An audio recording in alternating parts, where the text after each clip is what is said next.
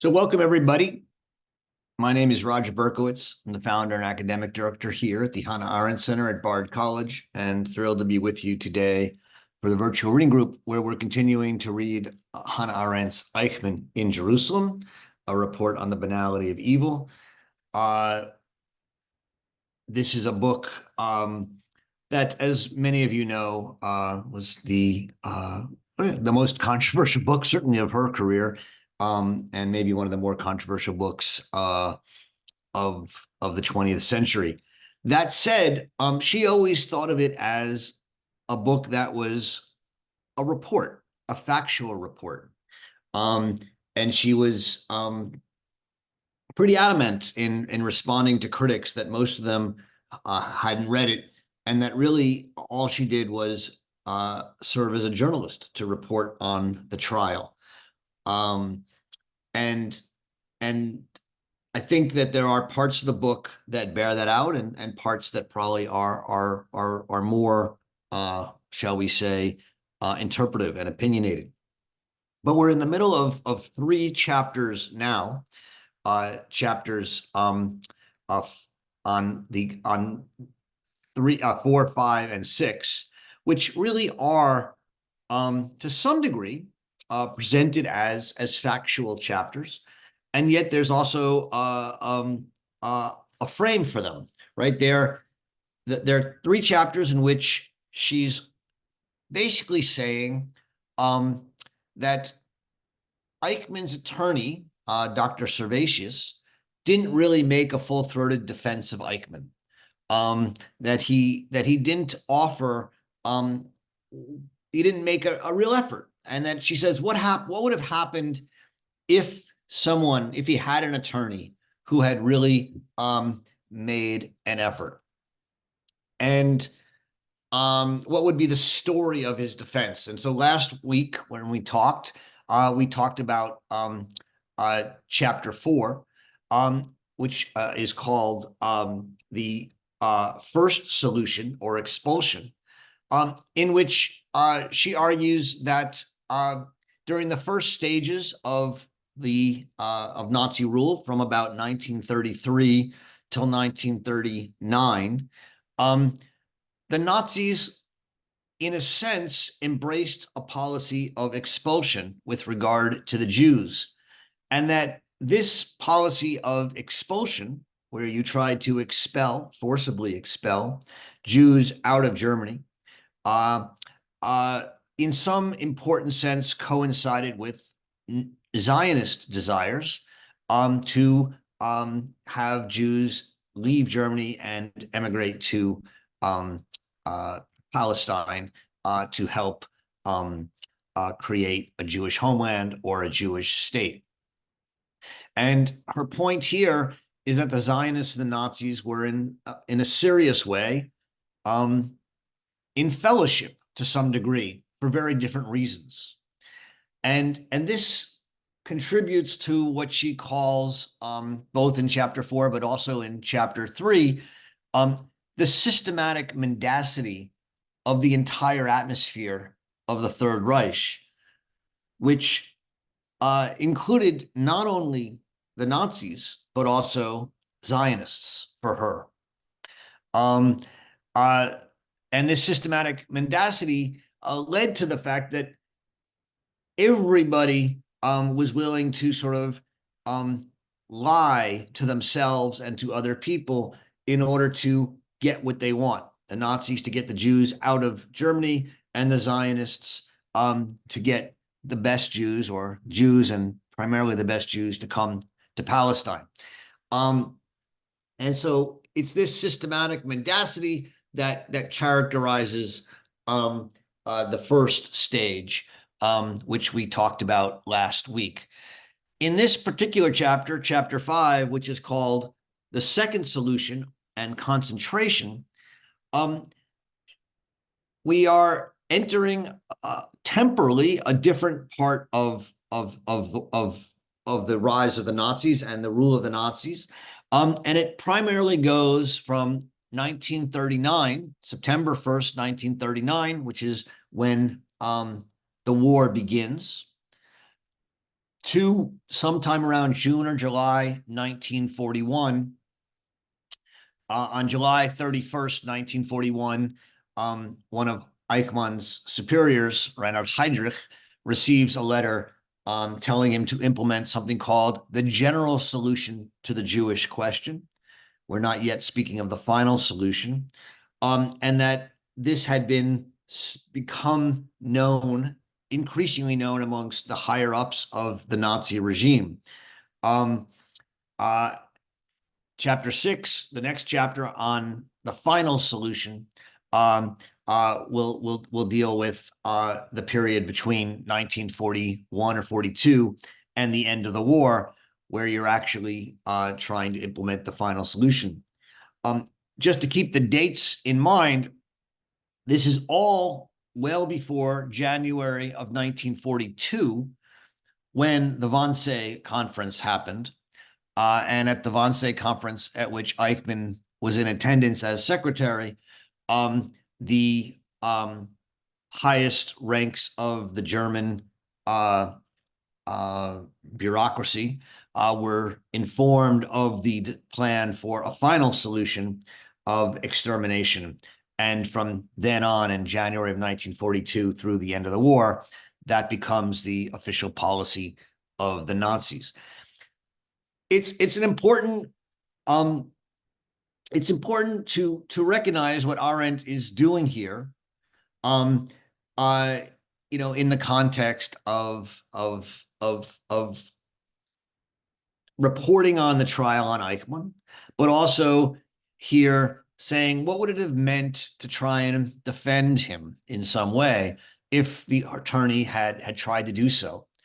And what she's saying is that, from 1933 to 39, again, nothing to say anything good about Eichmann, but that he wasn't an out-and-out criminal, right? But beginning on page 68 with the first sentence of this chapter, the second solution, concentration, she writes, "It was not until the outbreak of the war on September 1st, 1939, that the Nazi regime became openly totalitarian and openly criminal." Right? So this is the beginning of, no longer really a defense, because here's where the regime becomes criminal. But we still have to ask, within that criminal regime, after Eichmann's role. And so she begins by going through the structure of the Nazi bureaucracy in charge of now expulsion, first expulsion, then concentration, and then in the end, killing. And the structure here changes in 1939 because the security service of the SS is now fused with the regular police of the state, such that the civil service is now fused with the most radical Nazi hierarchy. The main two organizations formed by this fusion that related to the Jewish problem or the Jewish question were the Reichssicherheitshauptamt, or the RSHA, and the Wirtschaftsverwaltungsamt, WVHA, which dealt with the economic side. The Reichssicherheitshauptamt is the security of the Reich main bureau, and that's the one that Eichmann was in. Now, RHSA, the Reichssicherheitshauptamt, is actually in seven parts, seven sections, and it's section 4, which is the Gestapo, which is to combat opponents of the state. And then section 4 itself is divided into two parts. Parts 4A, RSHA, 4A is for communists, saboteurs, liberals, and for assassinations of these people. And RSHA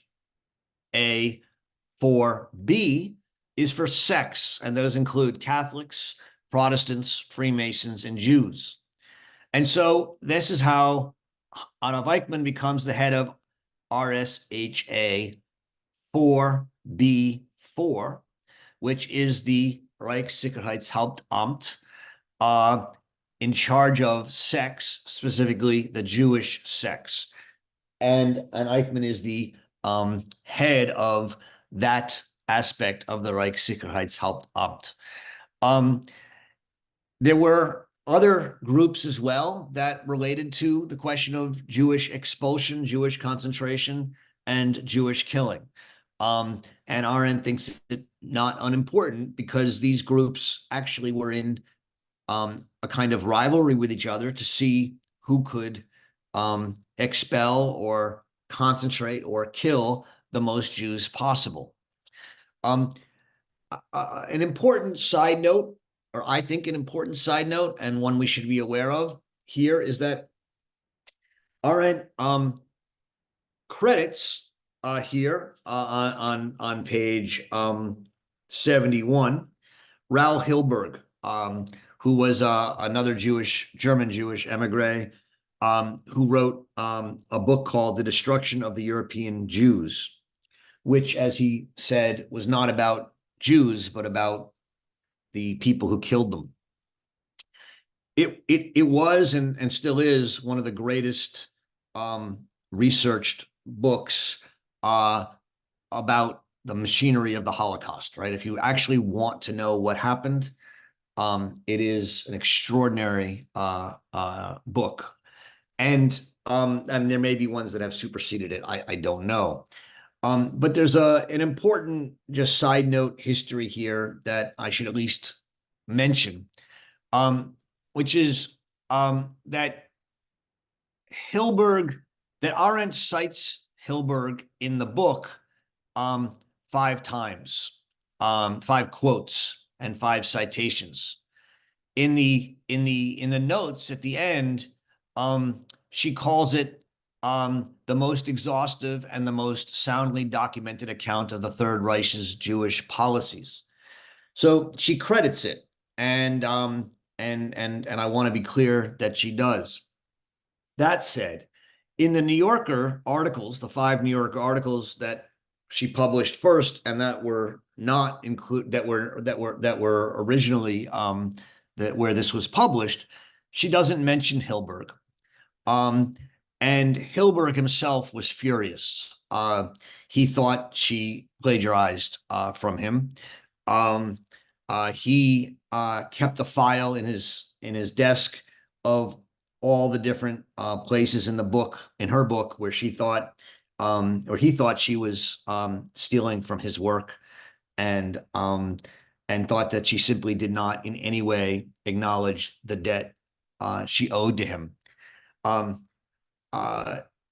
Another aspect of this, which at least makes it even more interesting, is that Arendt was asked in 1957 by Princeton University Press to review Hilberg's manuscript and decide whether it should be published, and she recommended against its publication at the time in 1957. What she then said in a letter later is that Hilberg had worked for 15 years only with the sources, and if he had not written a very terrible first chapter in which he did not understand much about German history, the book would be, so to speak, perfect. No one will be able to write about the topic without using it. So clearly, Arendt thought the book was extraordinary, an indispensable book, and yet she really didn't like his first chapter and recommended against its publication. And Princeton passed on it, and it was ended up being published by a much smaller press in 1961. Anyway, I point that out because it is one of the many controversies swarming around this book, and we should be aware of it. I think Arendt always thought that Hilberg was simply someone who lived in the sources, did an incredible job of bringing out these sources, but didn't have any understanding of how to put them together into a story that made sense. Hilberg thought that Arendt just took his sources and didn't give him full enough credit. Arendt after continues with this and talks about how all these different agencies that she mentions and that Hilberg helped identify, during the war, competed with each other to kill as many Jews as possible. And then after the war, competed with each other to blame each other for it and defray responsibility from themselves. And then it became, she says, a fairly common practice to simply blame whomever was already dead so that others wouldn't take the blame. Another aspect of that she considers in this chapter is this idea of bureaucratic objectivity. This is on page 69 forward. And she says that Eichmann is so proud of his Sachlichkeit, his objectivity. And he contrasts it with people like Julius Streicher and others who he thinks of as rabid anti-Semites. She obviously doesn't think much of this objectivity. And she cites his lawyer, Dr. Servatius, who, while he had never joined the Nazi Party, she thought was nearly inhuman in his Sachlichkeit, in his objectivity. She gives this one example, which he says very few people would ever recover from once hearing it, where Servatius started laying out the idea of skeletons and bones and skulls lying around, and then spoke of as killing by gas as a medical matter. And when one of the judges, Judge Halevi, interrupts and says, "You must have misspoke," Servatius responds and says, "No, the whole process was led by a physician, so it was simply a medical matter." This kind of objectivity for Arendt was chilling, I think is the only way to put it.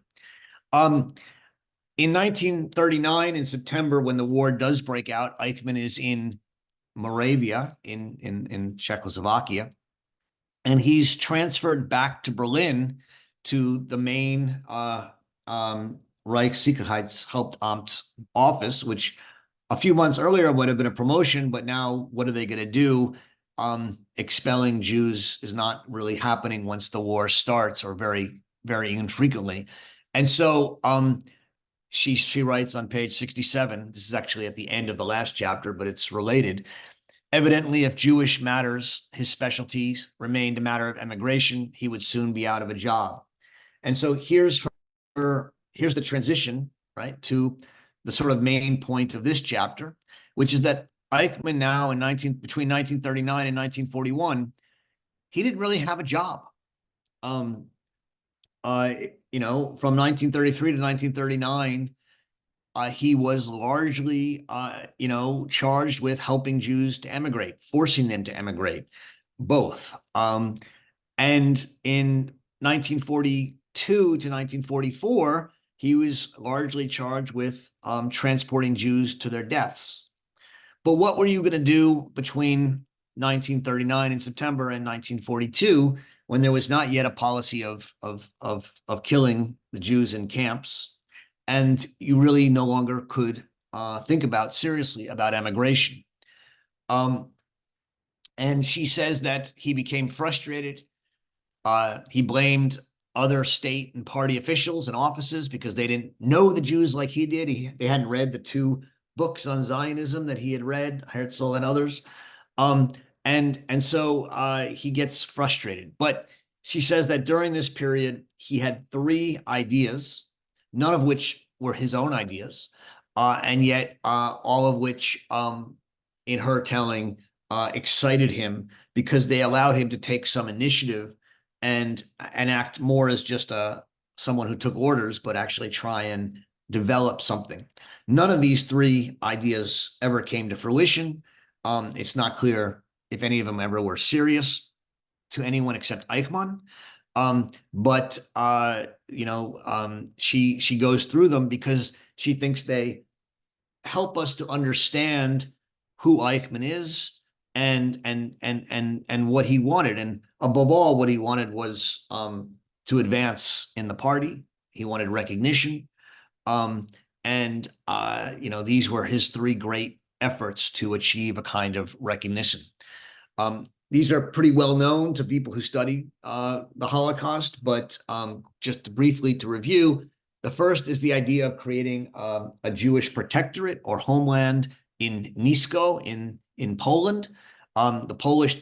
Germany had recently taken over Poland, or most of it, and divided Poland into three parts. The western part they annexed into Germany. The eastern part gave to Soviet Union, and this large middle part, with Warsaw included, was under a general government. And Eichmann thought, quote, this could be the solution, right? They're still looking for a solution to the Jewish problem. It's not yet a final solution. And he thinks that the solution could be to transfer all the German and Polish and other Jews to this general government. He actually thought, wow, this could be great, because he could make himself the governor general of a Jewish state. And I mean, Eichmann, who somehow fancied himself in some way a protector of the Jews. I know that's hard to take and hard to imagine, but I think that he clearly found some sense in that. Started to imagine himself being the governor general of a Jewish state. And this was one of the ideas he had. Clearly, it came to nothing, and they moved on. The second was the Madagascar project, to move the Jews of Europe to the French African state of Madagascar. This was actually an original idea of the French. Then the German Foreign Ministry picked it up, and then it was given over to Eichmann. As Arendt says, that when it was given over to Eichmann after the war, it became a non-entity, because there was no way during the middle of a war that there was going to be a way to transfer 4 million or 5 million Jews across the ocean to Africa, to Madagascar. But and she says it was always a cloak used by the higher ups to hide preparation for the final solution. But Eichmann didn't know that, apparently, and no one seems to think he did. And he worked on this as a potential solution. The third was the development of a new concentration camp in Theresienstadt in Czechoslovakia. Now, all the other concentration camps that Germany created were under different bureaucratic rule. They were not under the Reichssicherheitshauptamt. But this one was. So this was the only concentration camp during the war that Eichmann actually ran, and that his subordinates manned, and he had control over. She thinks this one's important largely because Eichmann mostly loved Theresienstadt, not because of any other reasons around the camp, but because he remembered it as something that he developed and got close to two of his superiors in doing so, and that this gave him a sense of importance.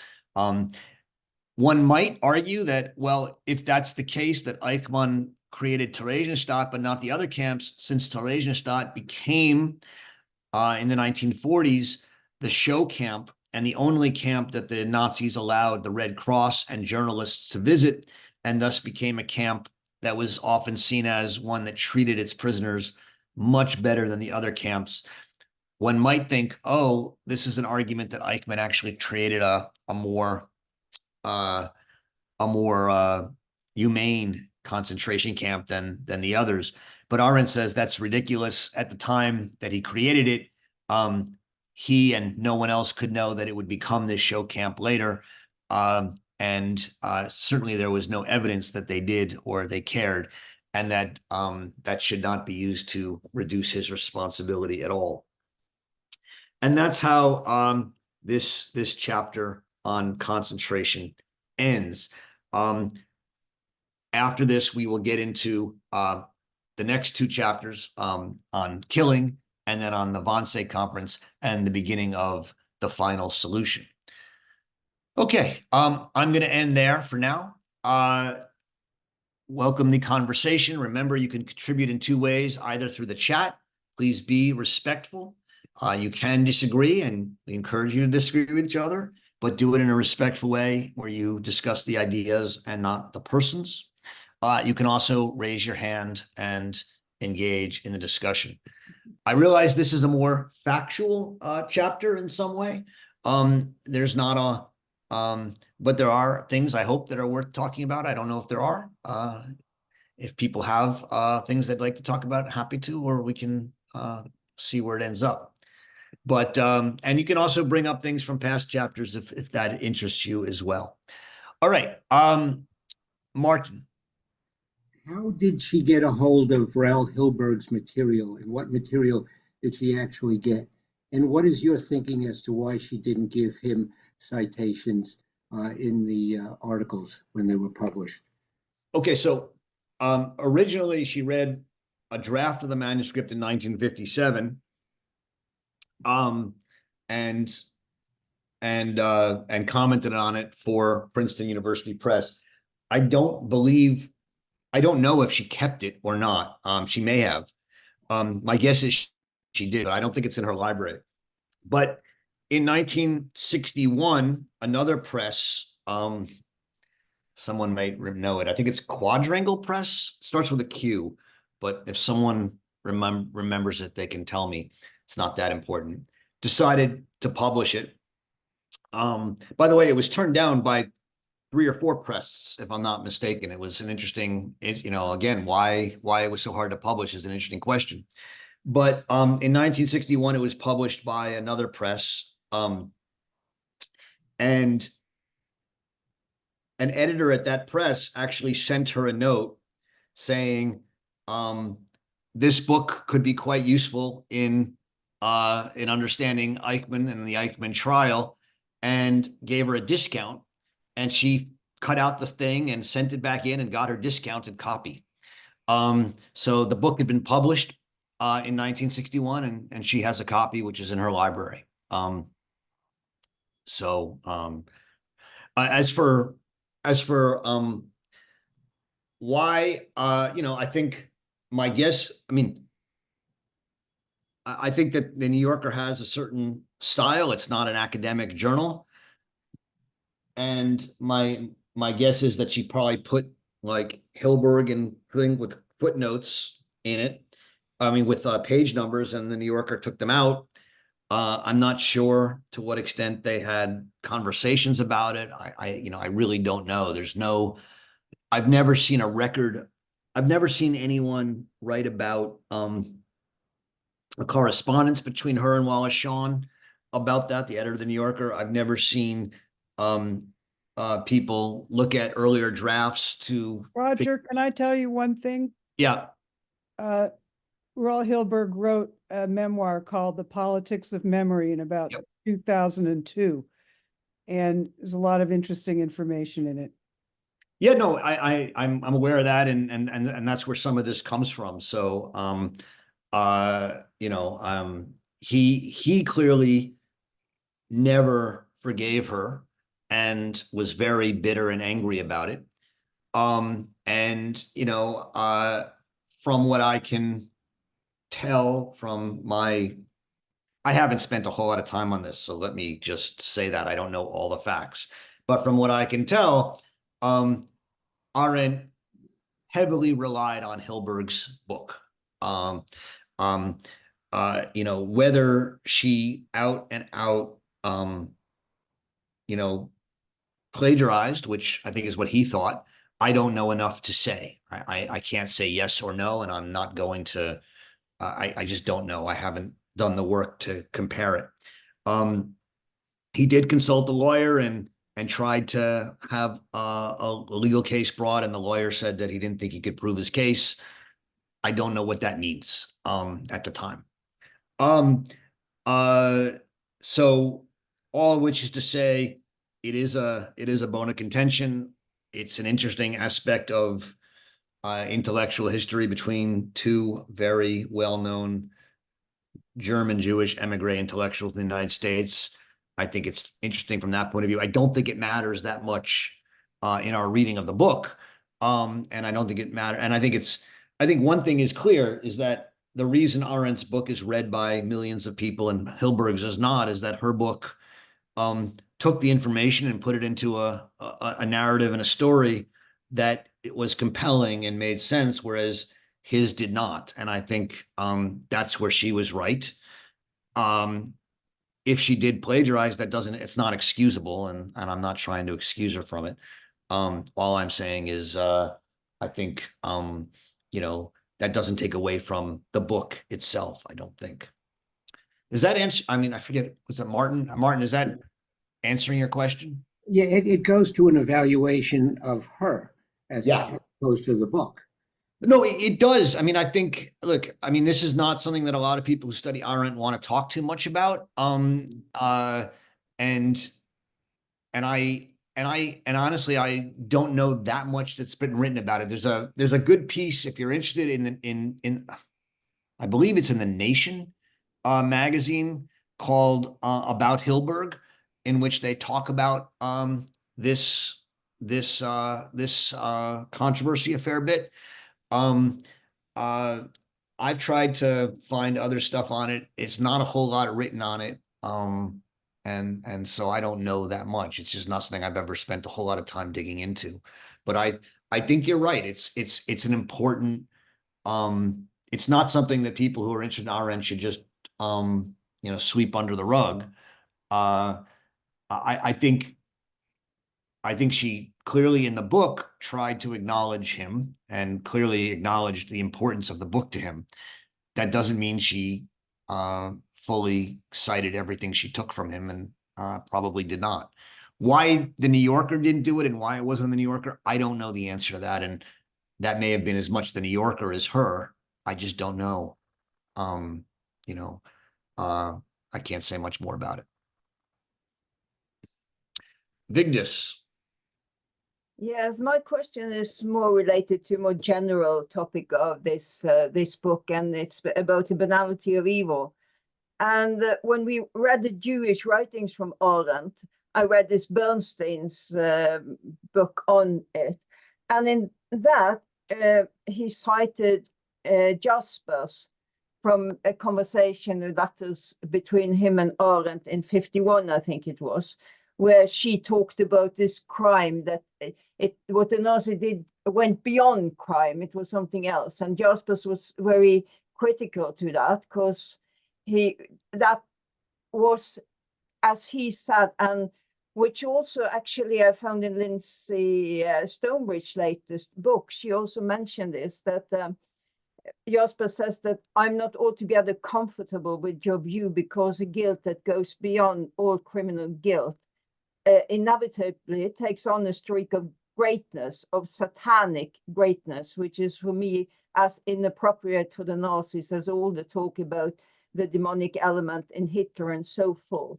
And Arendt partly accepts his critic, and she says, quote, I realize completely that in the way I've expressed this up to now, I come dangerously close to that satanic greatness that I, like you, totally reject. And she also says, writes that we have to combat all impulses to mythologize the horrible. And to the extent that I can't avoid such formulations, I haven't understood what actually went on. And as far as we have read in this book so far, at least, I haven't read more longer than we have gone.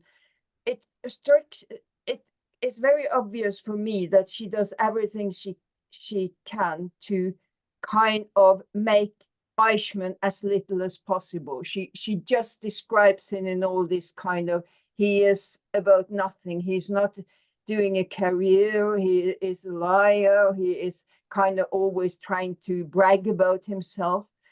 And I also have registered that this phrase, the banality of evil, is something that have been interpreted very different from different Arendt readers, a different interpreter of her. And so my question is really, do you think that this talk with Jaspers have a great impact on how she viewed this and how she kind of came to this phrase, the banality of evil? And I also wonder, since you have read a lot of Arendt, what is your interpretation of that phrase, the banality of evil. If you could say something about that. Okay, well, thank you. I mean, we'll obviously get to the banality of evil much later in the text. It doesn't actually appear in the text until the very last line of the main text, where she says that this whole exercise in the trial and in thinking about it has exposed us to the word and thought defying banality of evil, and that's the only place she actually uses the word in her text. So we'll talk more about it as we get it more into it, but for now, what I'll say is this. First of all, the letter exchange with Jaspers in 1951 is 10 years before the trial. Who knows what she did or didn't remember from that. That said, I think the letter exchange with Jaspers was part of her attempt to, and realizing that she couldn't really fully understand what it was that allowed the Nazis to do what they did. When she writes to Wallace Shawn, the editor of New Yorker in 1960, right after the announcement of the trial, and says to him that I want to go cover the trial, what she says is, I left Germany, in 1933, and I never got to meet a Nazi. I want to see one in the flesh. I want to see one of these people, and I want to try and understand who they are. And that's why, at least why she says, and I think it's actually probably very accurate, she said, I could never forgive myself if I didn't go and try and understand who one of these Nazis was in the flesh. I think that, as you said, as we've been reading, we've now read about 70, 80 pages of the text. If there's an overriding, impression that she gives of Eichmann so far, it's as a little person, as someone who cares about his reputation, his career, who speaks in cliches, who has a memory loop where he, only remembers the things that support, his story. And the story is one where he's important, right? And he matters. And so she's sort of shocked by how superficial and banal, I'm going to use that word here, he is. And so when people criticize her after the book and the articles in the book come out and say, how can you call him banal? She says, look, it was not, but when I say banal, I didn't mean something, very difficult by it. I simply meant what I took to be a fact, that he seemed banal. He seemed so small-minded, so petty, so unthoughtful, that that was the core of his character to her. What banal means, she as people criticize the book, and as that idea of the banality of evil, which again, as I said, really only is used once in the book and at the very last line, as people react to it and push her on it, she is forced to articulate what she means by it more directly. And she makes many efforts to do that. One is in the epilogue, which is at the end of the book, and we'll read that, but also in many interviews and in some essays and in letters. I've written a lot about this, it's all out there, but one particular story she tells to the German journalist Joachim Fest, that I think really does highlight what banality means, is that she tells a story of the German novelist Ernst Jünger, who I think it was after World War One. He was a soldier in World War One, and they've liberated a prisoner of war camp, and um, and the prisoners who had been starving in this camp come out of the camp, and they're emaciated, and they drop down to the ground and they start eating bugs from the dirt and the grass. And some of the German soldiers start laughing at them and say, see, these are like, animals or hounds.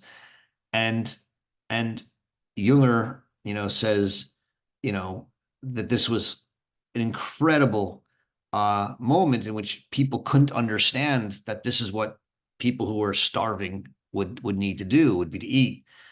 And Arendt tells this story to Joachim Fest as an example of what she means by banality, right? Banality being the inability to see the world from the perspective of another person.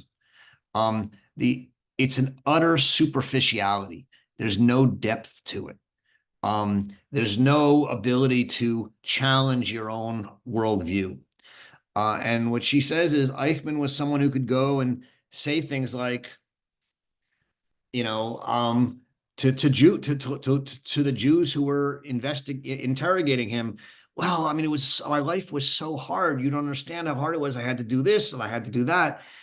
And she's like, he couldn't put himself in the position of the fact that these were people who'd been in concentration camps that he'd been talking to, right? That he had sent to these camps. He couldn't even imagine it. And that superficiality, that banality, is what, and that, which is the kind of thoughtlessness, insofar as we understand thinking as being able to put yourself and think from the position of another, this erweiterte Denkart, this enlarged way of thinking. And so that's what I think in the end she means by banality. It's that smallness, that superficiality, that inability to think from the perspective of others that she has in mind. And the whole book is a study in Eichmann. It's also a lot of facts about the war. And insofar as the whole book is that kind of study, it's a study in banality. Yeah. Yeah, thank you. And I think it is in a way what Jasper's right in one sentence where he says, and I think that's a very good description of this. He says that it seems to me that we have to see those things in their total banality, in their prosaic triviality, because that's what truly characterizes them. Bacteria can cause epidemics that wipe out nations, but they remain merely bacteria. And I think that's a good summing up. Yeah, I mean, all I would say is, as with any slogan, the slogan is less important than what lies behind it, right? People say today, oh, banality of evil is a cliche. And the answer has to be on one level, yeah, it has become a cliche because people say it and speak it, and they often have no idea what it means. When Arendt said it, it was not a cliche. No one had ever used it before. But the important thing is not the phrase banality of evil, right? The important thing is what lies underneath it and behind it, which is her understanding of thinking, which is her own, right? That there's this need to think from the perspective of another, to put yourself and honestly see the world from the perspective of another. And that is something that is very much at the core of her thought. If the word banality was implanted 10 years earlier in her mind by Karl Jaspers, and she over those 10 years worked it over in her mind to mean what she means by it, yeah, it's possible she took it from Karl Jaspers. I certainly don't think that's a problem or anything like that. I think it's not in anything like the situation with Raul Hilberg or something like that. She made it her own, and that's fairly clear. Yeah, just to comment, I don't think it's the word banality, but it's this kind of to not making them satanic heroes. That's the important part of it, in which she might have had in mind, and I think still that's important. And in she's our- very clear. She's very clear that she doesn't think Eichmann is, a great, that's what she says. He's not like a Macbeth. He's not someone who's out there to do great evil. And that was clearly in her mind, throughout the trial, that he was not someone like that. So, yeah. Okay, thank you. George.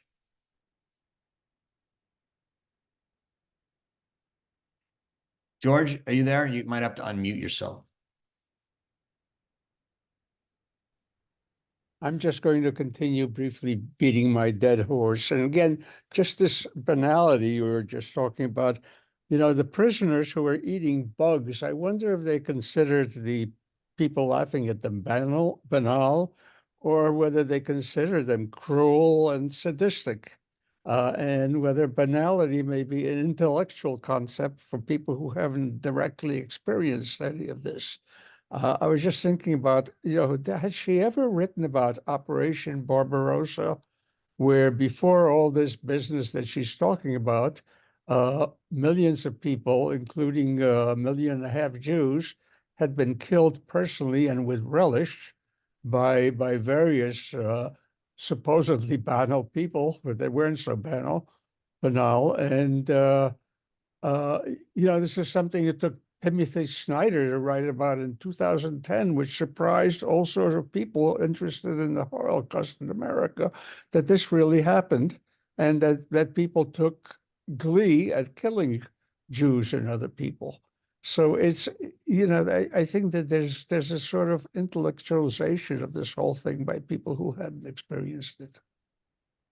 Yeah, well, first of all, I think one of the other mistakes we make in using the word banality of evil, or the phrase banality of evil, is that we forget that it's still evil, right? Her claim is not that banality is not evil.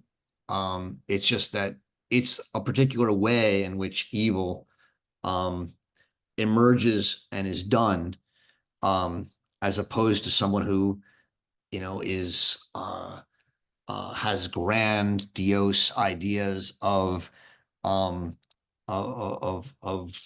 destroying the world or destroying a group or something, and announces them and does it out of a kind of greatness, as Vigdis was saying. So the fact that the people laughed at the prisoners doesn't make them not evil in Arendt's understanding or in Stingler's understanding. I think they are still evil.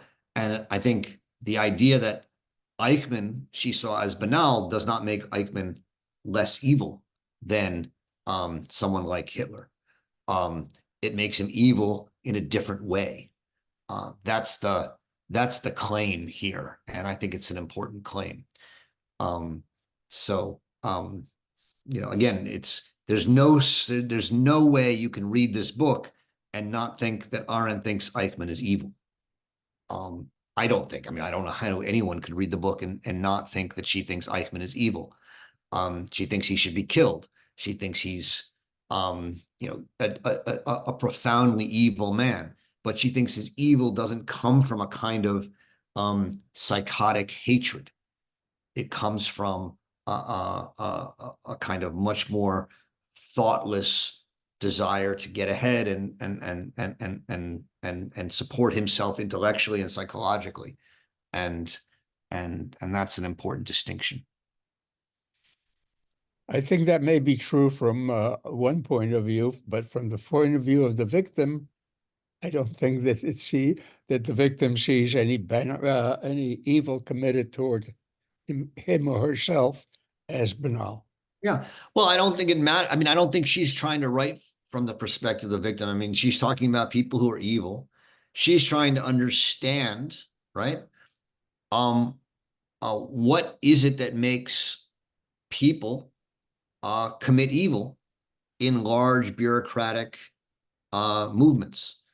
And her answer is that it's less that the people who commit evil and do evil are psychotically predisposed to want to kill and torture and exterminate, and more that they are able to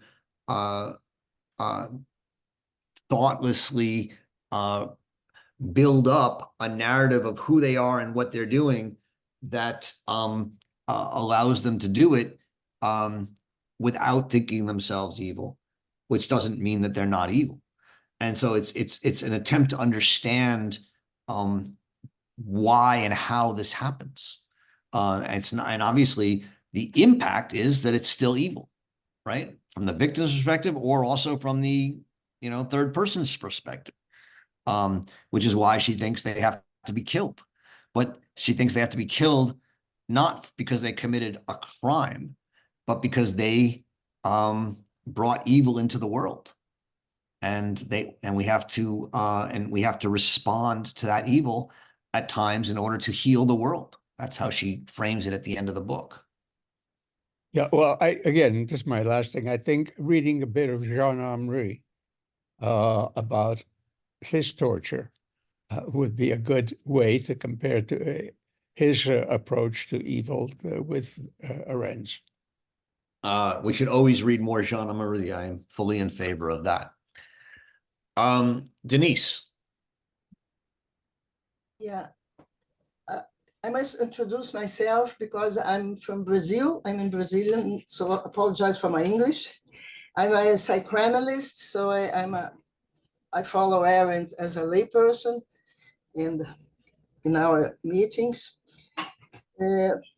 I think, Professor, that you have already touched my question in many ways, but my doubt was if you could contrast bureaucratic objectivity, this notion that, as I understand, we also compound the concept of banality of evil with the interest in Eichmann's subjectivity, his reactions or his emotions to his actual career, to his desires, to his frustrations.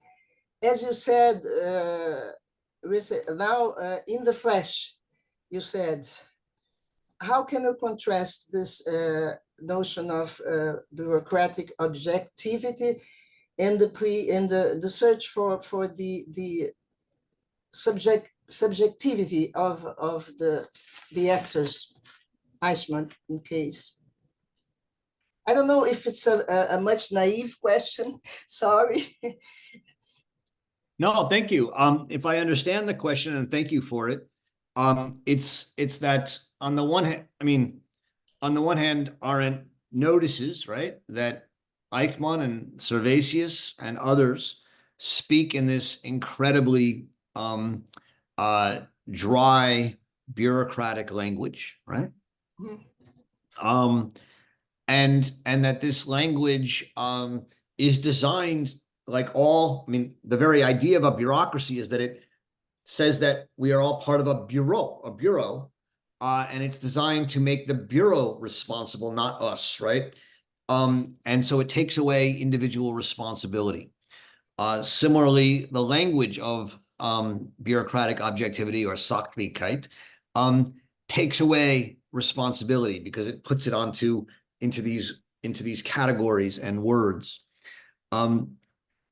And so, what is the subjective, what can we learn about Eichmann subjectively from his embrace of this kind of bureaucratic language? I take that to be your question. Do I have that right, Denise? Yeah. Okay. Yeah. I think it's a good question. I think it's one of the questions that has made many of the readers of Arendt, both her friends and her enemies, get this book wrong. Because one of the things that you constantly hear is that Arendt called Eichmann a bureaucrat, right? And that she said simply, he did this because he was a bureaucrat. And therefore, all bureaucrats are bad. And therefore, Eichmann was simply a cog, a bureaucratic cog. What she says over and over again in the book is that that's how Eichmann presented himself, as a bureaucrat, as a cog, as someone who had no initiative. And yet she thinks that's not right. She says over and again, including in this chapter that we just read, you know, this is where he takes initiative. This is where he tries to go beyond being a bureaucrat or a cog, where he tries to accomplish something new. And these three ideas that he sort of took great pride in Nisco, Madagascar, and Theresienstadt, are for him, you know, moments in which he could use his own initiative and not just be a bureaucrat. And she says, and throughout the book, she will point to many, many instances in which he goes beyond his bureaucratic responsibility and tries to take initiative. So for her, simply calling him a bureaucrat or a cog is not factually right. She thinks he's not, and also denies the fact that he actually believed in what he was doing. Now, what did he believe in is actually one of the open questions, right? One group of critics will say, well, he actually wanted to kill Jews. And another group says, well, what he really believed in was furthering the Third Reich and doing whatever was necessary in order to do so. And when he was told that what was necessary was emigration or expulsion, he helped emigrate and expel. When he was told it was concentrate, he tried to help concentrate. And when he was told to help kill, he says, well, I didn't like that. I lost all my joy in it, but I also did my help kill. And so, and that's what we'll talk about next week. So that's a precursor for next week, where she goes through his claim that he didn't want to move from expulsion to killing, but he did. And in that chapter, we have the very famous discussion about how long it takes for him to overcome his guilty conscience. So that's what we're reading for next week, and it's one of the many famous aspects of this book. For this week, and for trying to understand Denise's question, I think the point is that Eichmann's bureaucratic ease, his use of cliches, his use of Sachlichkeit or objectivity, is one of the many ways in which he deflects responsibility. But it's larger than that, right? I talked at the beginning of our discussion today about how she thought that the entire world of Germany became one of systematic mendacity, of systematic lying, and the use of these kind of objective words and code words is a way of preventing us and oneself, but also others, from actually addressing what's happening, right? The fact that both Nazis and Zionists could collaborate to bring Jews out of Germany and not actually talk about what was actually going on, which was, right, ethnic cleansing, was for her a kind of mendacity.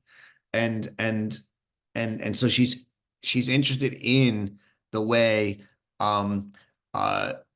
the use of this kind of objective language stops us from thinking, stops us from asking what's really going on, and allows us to basically become caught up in a systematic lying, a big lie, a complete systematic mendacity. So that's, I think that's the way in which the subjective and the objective come together in your question, Denise. Is that all right or helpful? Yeah, just following my doubt. And what about the frustrations and resentments, Eichmann's frustrations and resentments and goings and comings in his career that she describes? What's its role in the narrative, in her narrative, his actual career, not life, but career? Well, I mean, I think, the role is that he wanted recognition. He didn't want to be a mere bureaucrat, right? He thought that he was working for a grand project of the greatness of Germany.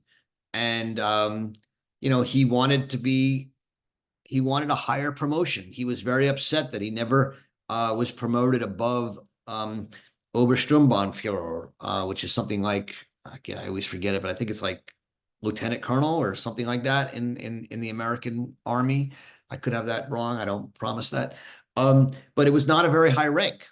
And a lot of the people, like, she says that, almost all of the people who he had to work with in the other groups that were dealing with the Jewish question, the Einsatzgruppen and the police groups, they were all higher ranked than him. And he was always very, sensitive to the fact that he was of a low rank compared to them. He wanted recognition. He took great pride that he had read Theodor Herzl's Judenstaat, the Jewish state. And he had read one or two other books on Zionism. And he would always bring it up that none of these other people know anything about the Jewish question. They should defer to me. I'm the Jewish expert. And, and so this meant a lot to him. And so this is a part of, his career. And so, when he tells his story, he often tells things that harm him legally because it helps him feel more powerful and feel more important. And so she's just very clear that that's a big part of who he is. And it's part of that superficiality. He doesn't really understand how anyone else, will interpret what he's doing. It only matters what it means for his self-image. He was a joiner, she says, right? That's in the second chapter. He was someone who needed to join organizations in order to feel like he had a purpose and meaning in life. And that need to be part of a movement or part of something bigger than himself was a huge driver of his personality. So, there is a kind of psychological study going on in this book. And, I don't think she's very comfortable with being, with that. But she clearly does it. And I think it's a helpful aspect of the book. Thank you. Glenn. Hi, Roger. Thank you. There are, by my loose count, 8 different references in this short chapter to memory. Yeah. And Eichmann's faulty memory. In the Madagascar episode, his memory is likened to a tape or a tape recording that's impervious to argument or information or insight of any kind. Later, his memory is memorably likened to a storehouse filled with human interest stories of the worst type, including bowling in Bratislava. For me, that's curious because memory has always been more of a positive valence. Without memory, there are no arts. Memory's a muse, that kind of thing. But for Arendt, she sees another side to memory. And I'm hoping that you can tell us a little more about Arendt and memory, why she includes this maybe more jaundiced view to this human capacity. And I wonder what you think she would think of the internet, to which I know I have given over most of my memory. Yeah. Oh, well, you're opening up a huge can of worms at the end there. But first of all, Glenn, I want to thank you for doing that work of counting the 8 mentions of memory and bringing it up. Memory is absolutely core to this chapter and to her reading of Eichmann in general. I think if you were to go back to the last few chapters, you'd find many more mentions of it as well. I'll start with Eichmann, right? For her, the fact that he only remembers the things that confirm his account. This is what Denise and I were just talking about. He only remembers the thing that support his narrative of who he is. She's constantly talking about he forgets everything. And yet he remembers these little things that seem to have no other, use except the fact that they showed that he had dinner with some famous person or went bowling with some famous person. It's it's part of her, I mean, just being astounded at his superficiality, at his banality, if you want to use it again. His that now, and this brings us to the second part of your question. For her, memory is the core of depth in our humanity, right? Memory is what reminds us of what's contradictory or what doesn't fit or the complications. It constantly frustrates our attempt to be who we want to be. I think the greatest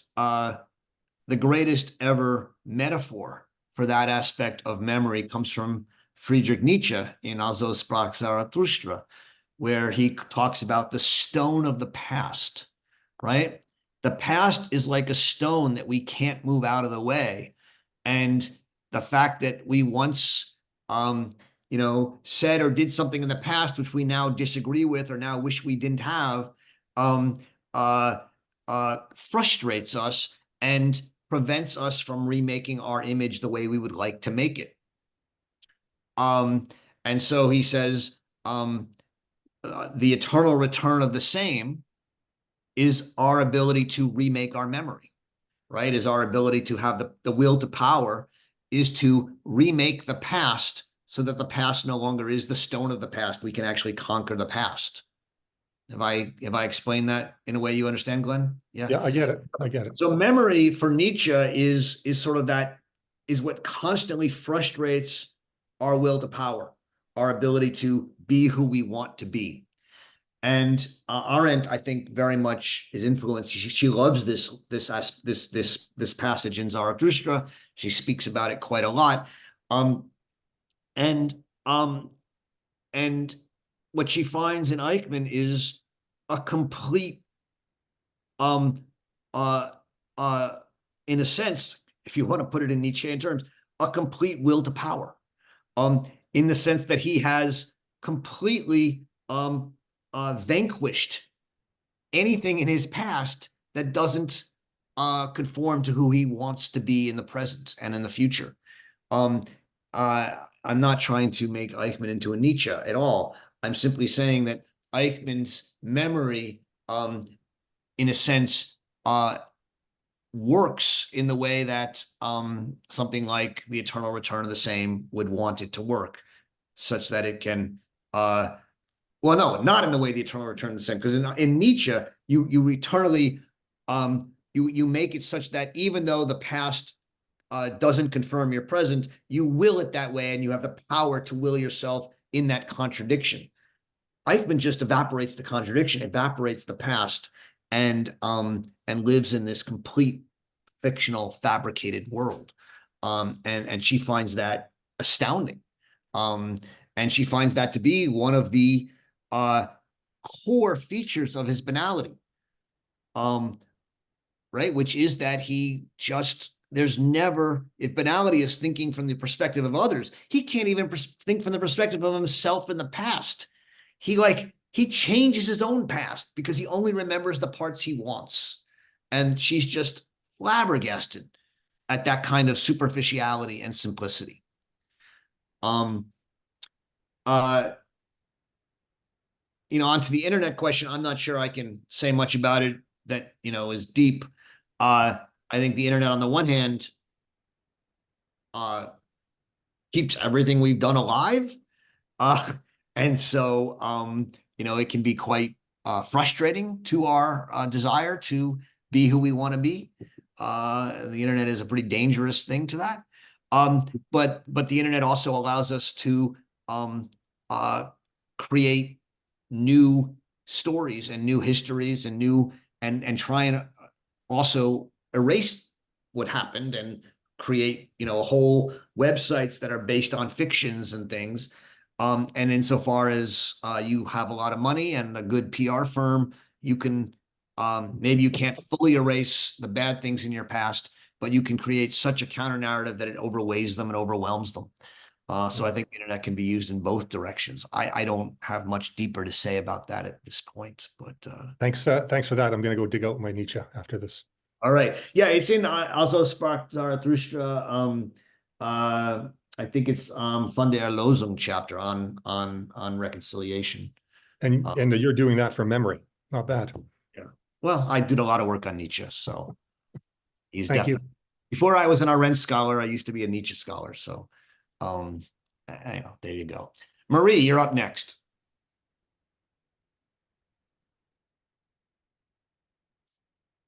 Marie? I don't know if Marie's here. Marie? All right. Is Bernard here? Marie, are you? Yes, I'm here. I'm Okay. here. I was inspired by, I think it was George's earlier comment, to go dig out my Susan Nyman, Evil and Modern Thought. In her preface to the paperback edition, she has this statement. Perhaps the very worst legacy of the Nazis was to leave everything else in the shadow of the death camps. Auschwitz was so extreme that next to it, too much can look benign. By focusing on its singularity focusing too much on its singularity is no less dangerous than any other such focus. Evil comes in too many forms to confine. And, I feel like Nyman there was really channeling the point that Arendt trying to make, and that is really the service that the concept of the banality of evil, helps us remember the non-Auschwitz levels of evil in the world, including down to very low levels of things that we almost forget to pay attention to. It's a great point, Bernard. Thank you. I mean, obviously, she develops the banality of evil in the context of somebody enabling Auschwitz. But I do think the point is that much evil in the world is not at the level of Auschwitz, and there is there's evil of everyone has their examples of evil, but torturing people, and George mentioned Jean-Marie and his accounts of torture, taking pictures of prisoners in an Iraqi prison, as they're being tortured, I think would certainly count in some people, or putting children in cages at the border. There are many different things that many of us have encountered in the last few years that strike us as a kind of evil, and how we justify that, and how bureaucrats justify that, and how politicians and voters justify that is part of what this book is about. So I'm with you. And I think Susan Nyman is a wonderful writer. So thank you for bringing that up. Is there anything else that you wanted me to? I'm not sure if I can add much more to it, or did you want me to speak something directly? I guess, I think of it in terms of Trump rallies and your regular Trump rally attending tenders chanting "lock her up." Yeah. That is, it's not Auschwitz, it's not torture, it's not even just stealing from the local convenience store, but Right, it so is. Do you think it's that a very low level? I'm just going to ask you, Bernard. I mean, Yeah. and I don't know if I have an answer to this right now, but do you think that's evil? I mean, I think Yes. it's. You do. I do. I mean, I think that's fair. I'm not sure I would have. I haven't thought about it too much right now. I mean, I think it's sad, and I think it's stupid. but I'm not, I don't know. I'd have to think about it. You know, I just saw an hour before we started today, a video of one of the leaders of the Columbia protest movement, right? Saying that he wants to, that all Zionists should be killed. And this is, you know, current Columbia student who's negotiating with the administration. And, you know, when you were saying that about this, I thought, do I think that's evil? You know, I think it's stupid. I think it's bad, but I don't know. I don't know if I think it's evil. I don't know. I'm not sure that I think speech is evil, but maybe I'm missing, maybe I need to think that over because I hear what you're saying too. I guess what I would just elaborate slightly that, you know, certainly chanting "lock her up" is that kind of perhaps the bottom level of evil in terms of intensity, but multiply that by millions of people. Yeah. And you start to see that the lowest levels of evil multiplied by millions has the capacity to enact evil into the world in ways that even much more intense forms of evil lack. Yeah. And that's really the point I'm trying to make here. All I want to say is I mean, I'm a fairly strong free speech absolutist. So, I mean, you know, you can make fun of me for all you want. But well, and I'm an ACLU well, the lawyer ACLU in the past.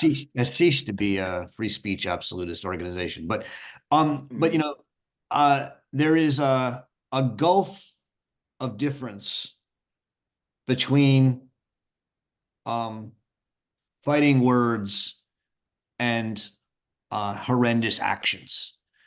And I guess in the end, I'm someone who still has a hard time thinking of words as evil. But I understand that in our current culture, we more and more want to call words evil. I maybe need to rethink that. I don't know. But I think they can be inciting, and they can be wrong, and they can be stupid, but I'm not sure I would call them evil until you actually lock them up or kill the Zionists. I don't know if that qualifies evil for me, but that's just like this is just me and you having a beer and a conversation behind a nice lake in your background here. So right. I don't know. Yeah, but thank you. I appreciate it. Thank you. Haley. Hi, Roger. I hope you can hear me okay. I do. I am just I'm fascinated by this book the more I read it, and I have a couple of questions really about whether Arendt, well, I mean, Arendt didn't know Eichmann, did she personally? And it seems like she's kind of doing a lot of guessing about him, and you know, and she keeps talking about him as a liar, and I just wonder, when you said earlier on that she was saying that Eichmann is a different kind of evil to Hitler, do we know that? Does she know that? And I guess I'm thinking maybe he wasn't, maybe he was the same kind of evil. And then that was making me think that actually, would it have mattered whose trial she was at? You know, would it matter which Nazi trial she was at? Would she still write the same book? Was Eichmann just the tool for her to talk to us about this important message that she had about banality of evil, and about how actually we didn't notice it at the time in this instance, but we see it now, and we must keep our eyes open, and we must think now to make sure it doesn't happen again? I think those are my thoughts, my questions. It'd be interesting to see what you think. Thanks, Haley. Thank you. It's a great question. I mean, it's actually one of the controversies around the book. You know, there's so many, but it's one of them, right? There's a group of people, right, who want to say that Arendt came to the trial with a thesis, looking to prove it, and found her proof in Eichmann. You know, that goes against the view that I was talking about earlier with Vigdis, you know, where you know, she wrote to Wallace Shawn and said, you know, I left Germany in 1933. I never met a Nazi face to face. I need to see one in the flesh. And, then she went to the trial and she saw Eichmann and she was struck by his banality. So which is it? Or is it a combination of the two, right? And, in all likelihood, it's some in between. When I said that he was a different kind of evil than Hitler, what do I mean by that? And could we say that Hitler was banal? Maybe in some way. I think the sort of contrast Arendt has in mind, right, is that there are people who are evil who are, as I think it was again Vigdis who said this, who are sort of monstrous and great and have grand designs, and then there are people who just want to do their job and get ahead in the world and help things out. To the extent you take Hitler seriously as someone who wrote Mein Kampf and was very clear that his goal was to destroy the Weimar Republic and bring in a Third Reich that would last forever and be the greatest racially pure polity in history.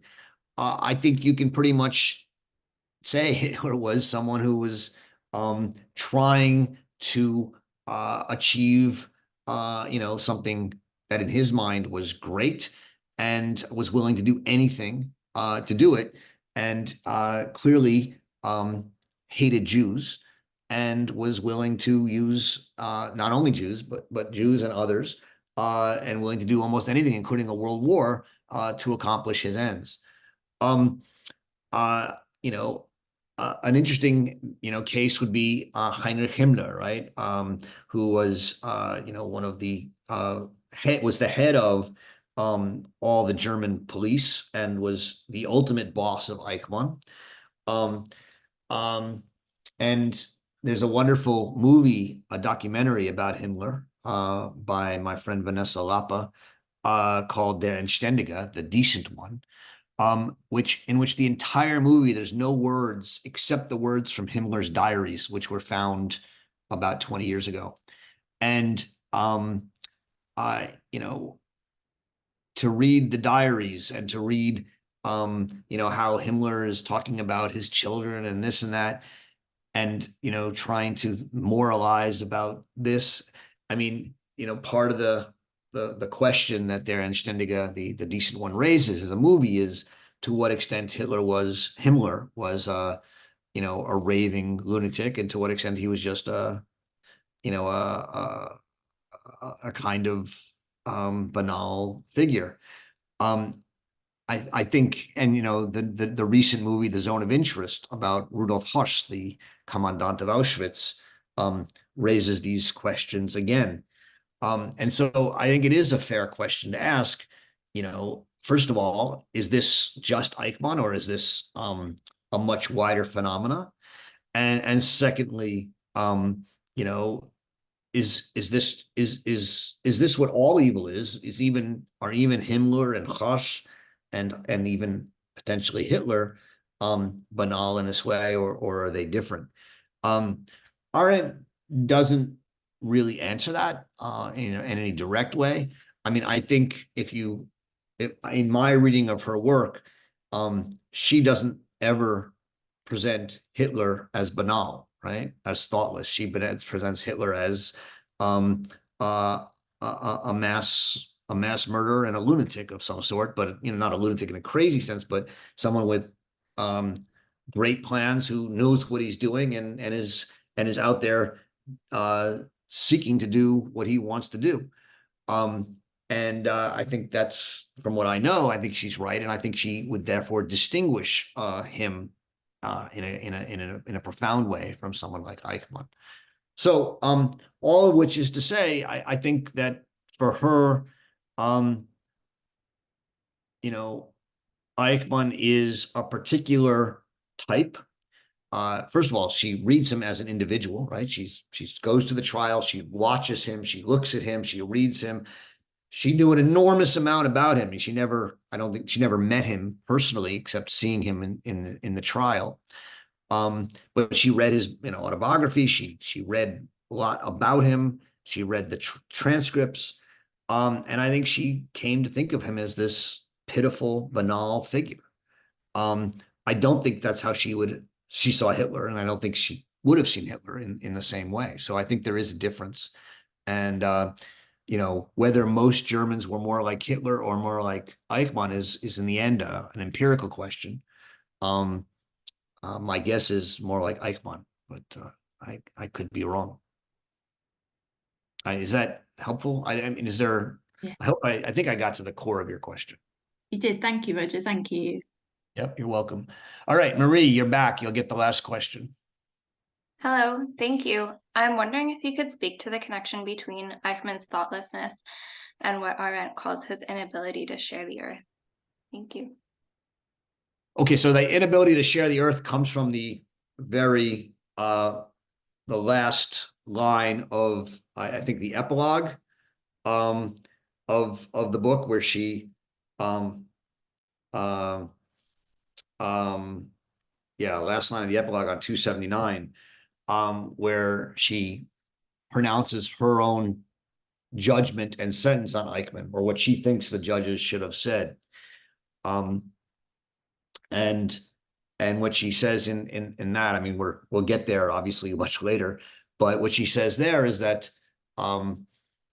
insofar as you were not just unwilling, but a willing participant in the attempt to eliminate an entire race from the face of the earth, you were unwilling to share the earth with people different from you. And for whatever reasons you did that, right? And we've just spent an entire 70 pages exploring the complexity of those reasons, largely of which were not a kind of, I want to kill everybody, but I want the Nazis to win. I want to support the Nazis. I want to be a good person. I want to get ahead in my career, and I'll do what I need to do. She says, whatever the reasons, whatever the subjective reasons, the fact that you were a willing participant in a kind of genocide that wanted to eliminate an entire race of people from the earth, leaves us with a problem, right? Which is that if we don't punish you in some way, that desire to eliminate a whole people from the face of the earth is not rejected. We have to, in some way, show that we can't reconcile to a world in which that kind of activity happens. And that means we have to punish it. But we have a problem, which is that we punish people for doing crimes. What you did is more than a crime, right? What you did is not the ordinary criminal where you in your self-interest went and stole something or even killed someone. What you did is not an ordinary crime. You're not an ordinary criminal. You you were part of an entire system dedicated to erasing a race of people from the earth. And that's not a violation of a law. That's a violation of the law of the earth. And so she says, the only way to express our fundamental rejection of that is to erase you from the earth and say we cannot share the earth with you. And for that reason, and only for that reason, you must hang, right? And that's the final lines of the book, of the epilogue. And so that's how and so yes, there's a connection in the sense that what is irreconcilable is both the fact of 6 million Jews being killed, but also the participation in an effort to wipe an entire people off the face of the earth. And that goes to this question of thinking and plurality and ability to think from the perspective of others. So, so yeah, they are connected in that way. Okay. Thank you, Marie. Thank you all. This was, these are really interesting chapters. They're very factual, but they're also, I think, fascinating in understanding Eichmann. The next chapter on killing is going to be well, a difficult chapter in a lot of ways, but also, as I told you earlier, let me just give you a heads up. The discussion of the conscience in this chapter is very important. It starts on a page about 90 and goes through about page 95 or 96. So I really encourage you to take a close look at those pages. Enjoy reading Hannah Arendt, and I'll see you next week. Thanks very much. Thank you. Thank you. Profe. Ciao. To everyone. Ciao. Thank you. Bye, everyone. Thank you, Roger. Thank you. Bye. Thank you. Bye. You and goodbye.